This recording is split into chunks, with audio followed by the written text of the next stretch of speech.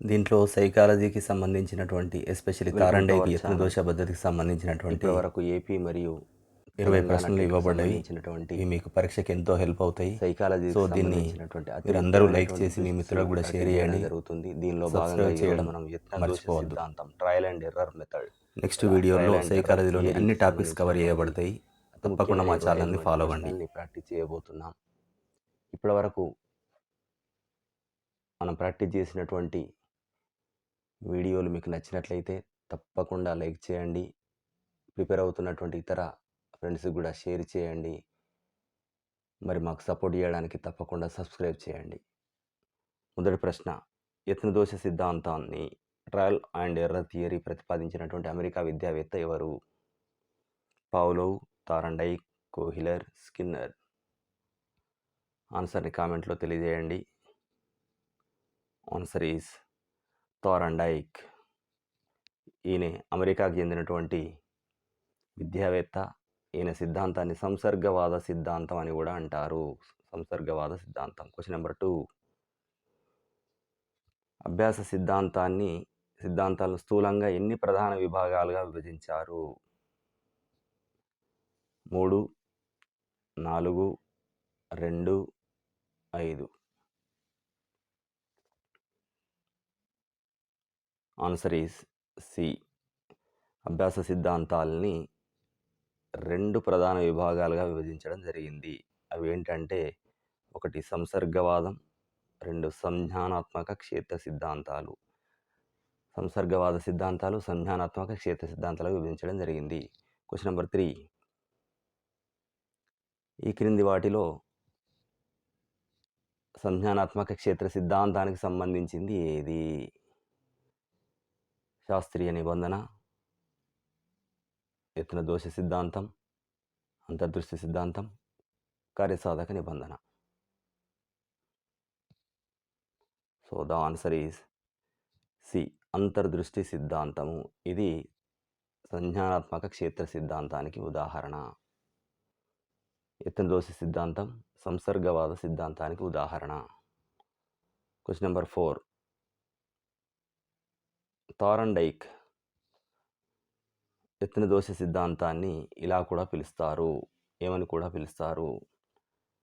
అంతర్దృష్టి అభ్యాసం, బంధ అభ్యాస సిద్ధాంతం, సాంఘిక అభ్యాసం, ఉద్దేశపూరిత అభ్యాసం. సో ఆన్సర్ ఈజ్ బి, బంధ అభ్యాస సిద్ధాంతం. ఎందుకంటే ఇక్కడ ప్రేరణ, స్టిమ్యులస్ మరియు ప్రతిస్పందన, రెస్పాన్స్ మధ్య బంధం ఏర్పడుతుంది కాబట్టి దీన్ని బంధ అభ్యాసం అంటారు. సో క్వశ్చన్ నెంబర్ 5, తారండైక్ ప్రయోగంలో పిల్లి బయటకు రావడానికి దారి కనుగొనే ప్రక్రియ ఏది? పిల్లి బయటకు రావడానికి దారి కనుగొనే ప్రక్రియ ఏది? అంటే పిల్లి బయటకు రావడానికి యాదృచ్ఛికంగా రెస్పాండ్ అవుతుందా, యాదృచ్ఛిక ప్రతిస్పందన, లేక విజయవంతమైన వైవిధ్యాన్ని ఎంపిక చేసుకోవడమా? సి, అనుకరణ ద్వారా అభ్యాసమా? డి, సహజ సిద్ధ ప్రతిచర్య. So the answer is B, పిల్లి అనేక ప్రయత్నాలు చేస్తే అందులో విజయవంతమైనటువంటి దాన్ని ఎంపిక చేసుకొని బయటకు రావడం జరుగుతుంది. క్వశ్చన్ నెంబర్ 6, తారండైక్ పేర్కొన్నటువంటి ప్రధాన అభ్యాస నియమాలు ఎన్ని? A5, B2, C4, D3. Answer comment చేయండి. మీకు కావాల్సినటువంటి వీడియోల గురించి, మీకు కావాల్సినటువంటి ప్రాక్టీస్ బిట్స్ గురించి, దేనిలో తయారు చేయాలనుకుంటున్నారో దాన్ని కామెంట్ బాక్స్లో తెలియజేస్తే నెక్స్ట్ మేము ఆ వీడియోలు తయారు చేయడానికి అనుకూలంగా ఉంటుంది. So answer is D. Answer is D. Thorndike పేర్కొన్న ప్రధాన అభ్యాస నియమాలు 3. అవి ఏంటి అంటే సంసిద్ధతా నియమం, అభ్యాస నియమం, ఫలిత నియమం. ఇవి 3. క్వశ్చన్ నెంబర్ 7, అభ్యాసకు నేర్చుకోవడానికి మానసికంగా, శారీరకంగా సిద్ధంగా ఉన్నప్పుడు సంతృప్తిని పొందడం జరుగుతుంది అని తెలిపే నియమం ఏమిటి? ఫలిత నియమం, అభ్యాస నియమం, సంసిద్ధతా నియమం, సాదృశ్య నియమం. సో ఆన్సర్ ఈజ్ సి, సంసిద్ధత నియమం. ఎందుకంటే శారీరక, మానసికంగా సిద్ధంగా ఉన్నప్పుడే నేర్చుకోవడానికి అనుకూలంగా ఉంటుంది. అప్పుడే సంతృప్తి పొందడం జరుగుతుంది. Question number 8. ఉపయోగ మరియు నిరుపయోగ నియమం దేని యొక్క ఉపనియమాలు? ఇక్కడ మళ్ళీ ఉపనియమాలు ఉండడం జరిగింది. అది ఉపయోగ నియమం, నిరుపయోగ నియమం. దేనికి సంబంధించినటువంటిది? దేని యొక్క ఉపనియమాలు ఇవి? ఫలిత నియమం, సంసిద్ధత నియమం, అభ్యాస నియమం, సామీప్య నియమం. ది ఆన్సర్ ఈజ్ సి, అభ్యాస నియమం. అభ్యాస నియమంలో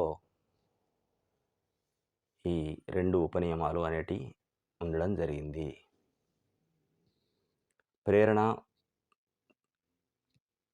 ప్రతిస్పందన బంధం బలహీనపడడానికి దారితీసే నియమం ఏది? ఎప్పుడు ప్రేరణకు అంటే ఈ స్టిమ్యులస్కి మరియు రెస్పాన్స్కి మధ్య బంధం బలహీనపడుతుంది? బలహీనపడడానికి దారితీసేటువంటి నియమం ఏది? ఏ ఉపయోగ నియమం, నిరుపయోగ నియమం, ఫలిత నియమం, సంసిద్ధత నియమం. ఎప్పుడు బలహీనపడుతుందంటే మనం ఉపయోగించినప్పుడే బంధం బలహీనపడుతుంది, ఉపయోగిస్తే బంధం బలపడుతుంది. సో ఆన్సర్ ఈజ్ నిరుపయోగ నియమం. సాధన లేకపోవడం వల్ల, ఉపయోగించకపోవడం వల్ల బంధం బలహీనపడుతుంది. Question number 10. ఒక క్రియ తర్వాత సంతృప్తికరమైన పరిస్థితి కలిగితే ఆ ప్రతిస్పందన మళ్ళీ జరిగే అవకాశం పెరుగుతుంది అని చెప్పే నియమం ఏది? ఒక పని చేసిన తర్వాత సంతృప్తికరమైనటువంటి పరిస్థితి ఏర్పడితే మళ్ళీ అదే రెస్పాన్సు జరిగేటువంటి అవకాశం పెరుగుతుంది. ఇది ఏ నియమం? సంసిద్ధతా నియమం, అభ్యాస నియమం, ఫలిత నియమం, సామీప్య నియమం.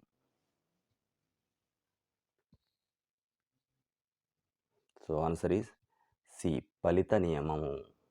ఎప్పుడైతే ఫలితం సంతృప్తికరంగా ఉంటుందో మళ్ళీ అలాంటిది రిపీట్ అయ్యేటువంటి అవకాశం ఉంటుంది. ఇది బంధాన్ని బలోపేతం చేస్తుంది. సంతృప్తికరంగా లేకపోతే బంధం బలహీనపడుతుంది. Question number 11. ఫలిత నియమాన్ని బలోపేతం చేసే తరగతి గది అన్వయం ఏది? ఫలిత నియమానికి అప్లికేషన్ ఏది? అంశాలను పదే పదే రాయించడం, సరైన జవాబుకు ప్రశంసలు లేదా బహుమతులు ఇవ్వడం, కష్టమైన అంశాలను మొదట నేర్పడం, పూర్వజ్ఞానాన్ని పరిశీలించడం. ఫలిత నియమానికి తరగతి గదిలో మనం చేసేటువంటి application. So answer is B, సరైన జవాబుకు ప్రశంసలు లేదా బహుమతులు ఇవ్వడం ద్వారా ఆ ఫలితాన్ని బట్టే ఇది జరుగుతుంది. సో ఆన్సర్ ఈజ్ బి, ప్రశంసలు సంతృప్తినిచ్చి సరైన ప్రతిస్పందనలు జరిగే విధంగా బలోపేతం చేస్తాయి. Question number 12. గతంలో నేర్చుకున్న అంశంలోని కొన్ని భాగాలు ప్రస్తుత అభ్యాసంలో ఉంటే అభ్యాసం సులభతరం అవుతుందని తెలిపే అనుబంధ నియమం ఏది? మనం ఇదివరకు నేర్చుకున్న పని లోపల కొన్ని భాగాలు ఇప్పుడు నేర్చుకున్నటువంటి పనిలో కూడా ఉన్నట్లయితే లేదా దీన్ని పోలి ఉన్నట్లయితే ఇప్పుడు నేర్చుకునేటువంటి పని నేర్చుకోవడం ఈజీ అవుతుంది అని తెలిపే అనుబంధ నియమం. ఏ బహుళ ప్రతిస్పందన నియమం, సామీప్య నియమం, సాదృశ్య నియమం, పాక్షిక చర్య నియమం. ఆన్సర్ కామెంట్ చేయండి.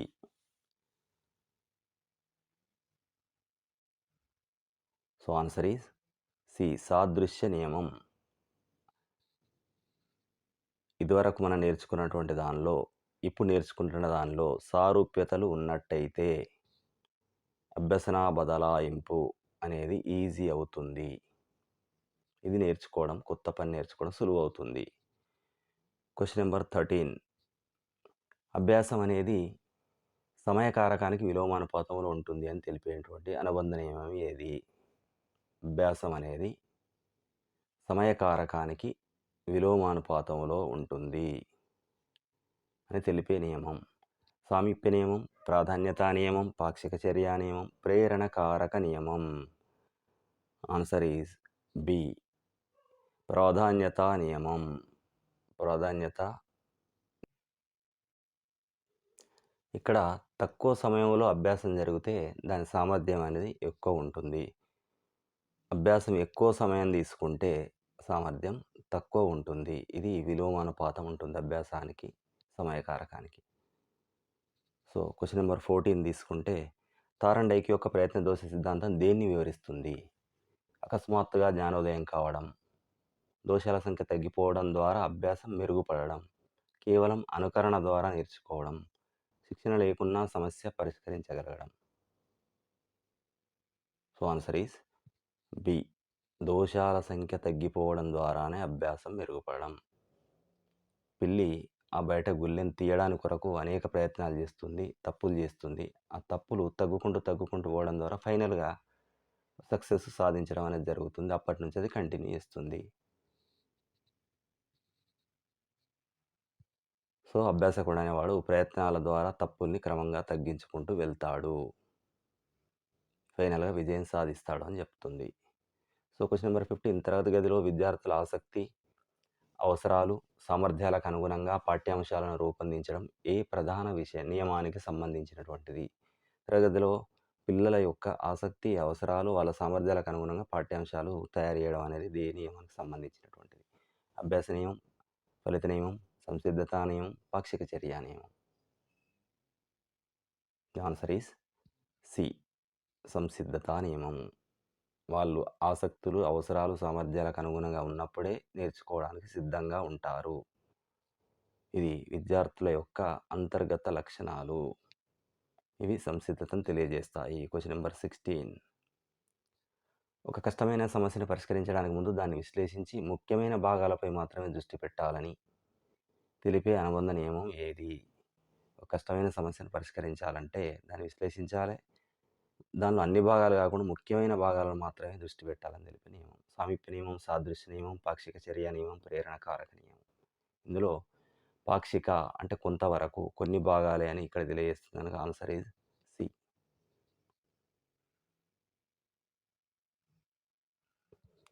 So, answer is C. Next అంటే ఇక్కడ ఈ నియమం ప్రకారం ఒక అంశాన్ని పూర్తిగా కాకుండా కొన్ని ముఖ్య భాగాల మీద దృష్టి పెట్టి నేర్చుకోవాలి. 17th question. తెలిసిన అంశాల నుంచి తెలియని అంశాల వరకు బోధన కొనసాగించాలి అనేటువంటి పద్ధతి ఏ అనుబంధ నియమం యొక్క ప్రాధాన్యత?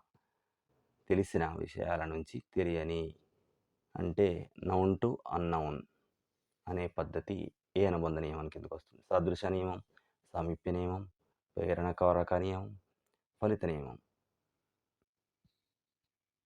Answer is B. సామీప్య నియమం. కంటిన్యూటీ అంటే అంశాల మధ్య నిరంతర సంబంధం ఉండి తెలిసిన అంశాల నుంచి బోధన ప్రారంభించాలి, తెలియని అంశాల వైపు వెళ్ళాలి. So, 18th question.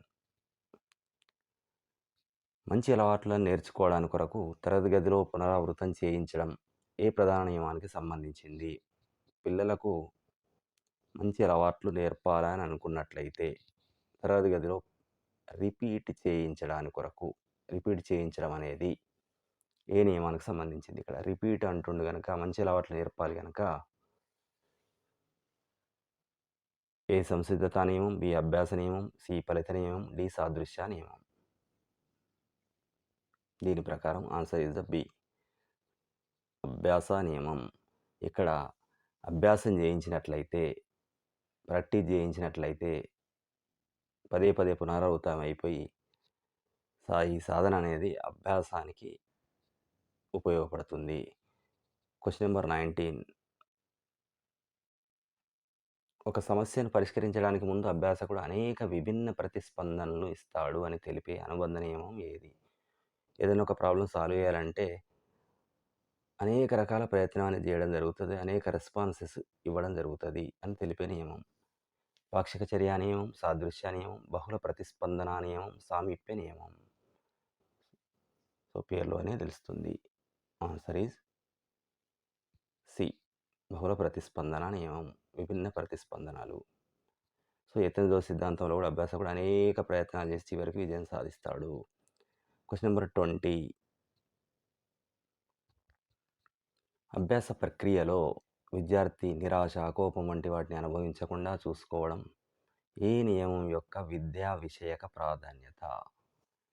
విద్యార్థి నేర్చుకునే దశలో అభ్యాస ప్రక్రియ లోపట నిరాశ, కోపం వాటి అనుభవించుకోకుండా అట్లాంటివి రాకుండా కోపం, నిరాశ లేకుండా చూసుకోవడం అనేది దీనికి సంబంధించినటువంటిది. అభ్యాస నియమం, ఫలిత నియమం, సాదృశ్య నియమం, బహుళ ప్రతిస్పందన నియమం. ఆన్సర్ కామెంట్ చేయండి. నెక్స్ట్ ఏ టాపిక్స్ పైన మీకు వీడియోలు కావాల్సి ఉన్నాయో తప్పకుండా కామెంట్ చేయండి. సో ఆన్సర్ ఈస్ బి, ఫలిత నియమం. సో ఫలితం నిరాశాజనకంగా, కోపం వచ్చే విధంగా ఉన్నట్లయితే దాన్ని నేర్చుకోవడానికి ఇంట్రెస్ట్ చూపరు అనేది దీని ఉద్దేశం. సో నిరాశ అసంతృప్తి కలుస్తుంది కనుక వాళ్ళు నేర్చుకోరు. ఎప్పుడైతే మనకు సంతృప్తి కలుగుతుందో నేర్చుకోవడానికి అవకాశం ఉంది.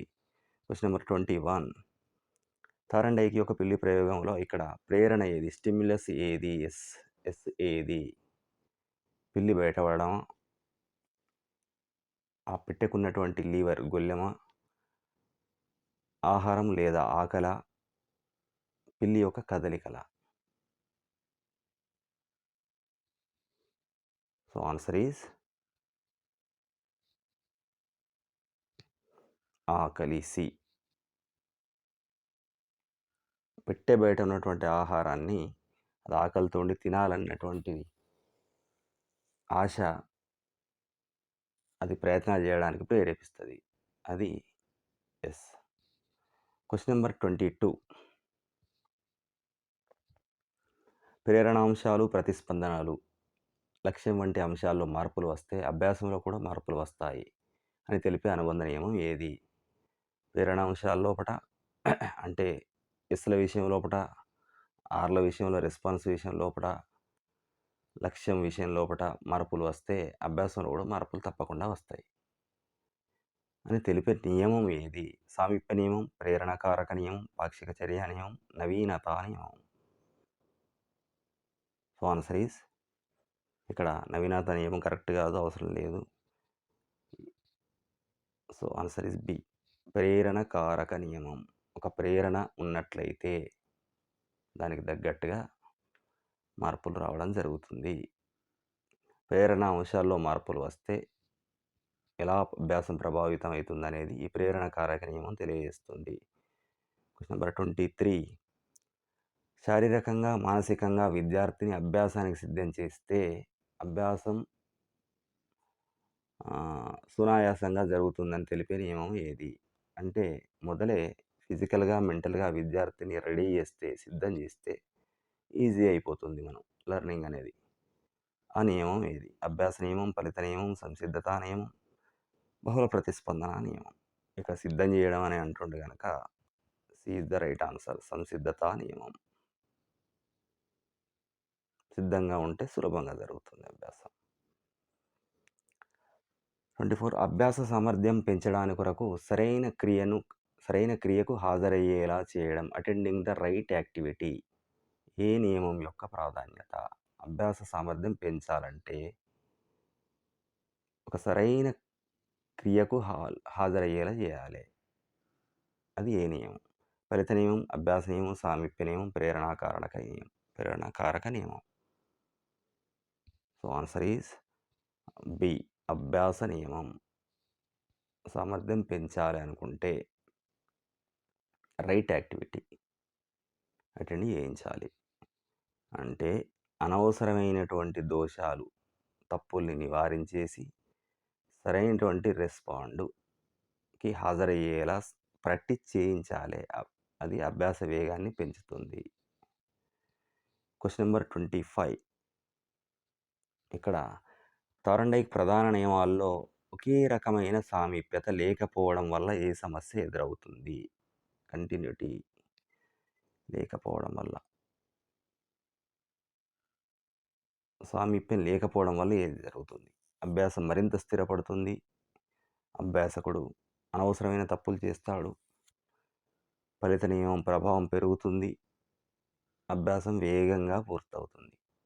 సో ఇక్కడ ఈ సామీప్యం లేకపోవడం వల్ల అంటుండే కనుక ఆన్సర్ ఈజ్ బి, అభ్యాసకుడు అనవసరమైన తప్పులు చేయడం జరుగుతుంది. ఎందుకంటే ఈ సామీప్యత లేకపోవడం వల్ల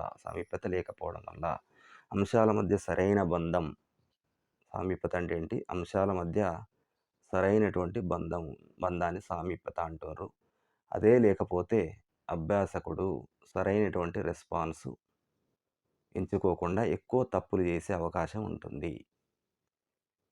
ఇది ఇప్పటివరకు తారండేకు యత్న దోష సిద్ధాంతానికి సంబంధించినటువంటి వెరీ వెరీ ఇంపార్టెంట్ బిట్స్ నేర్చుకోవడం జరిగింది.